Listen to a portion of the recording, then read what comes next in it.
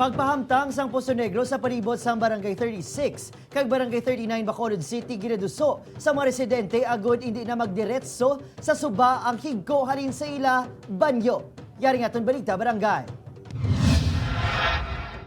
Sa kadlawan ni Lola Marieta Jimenez Salas, may birthday wish ini para sa barangay. Ngayon namataan humalin pa sang tuig 1944. Iti tanan na mga igo ara pakadto sa barangay 39. May mga kontanan ano ganyan ang kuan abla.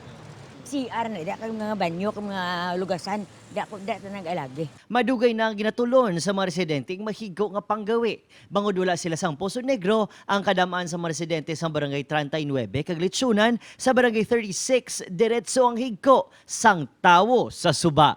Oh, sakto na nakaon sa isda. Kauno sa tawman. Napalibutan sang karinderya, mga boarding house kag balay ang lugar.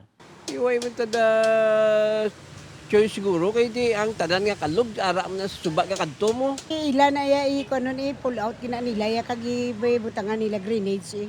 Ang tubig sa suba nagadiretso sa baybay sa singkang, magsungay kag punta Taytay sa diin mayor man yung ginapangisdaan sa syudad. Ginapaabot ang gintugan nga Poso Negro, sabat sa baho nga gausbong, kag higko sang tawo nga daw nahimo na pampatambok sang isda nga nauyunan sang pamilya nga tulahon o kon pritohon.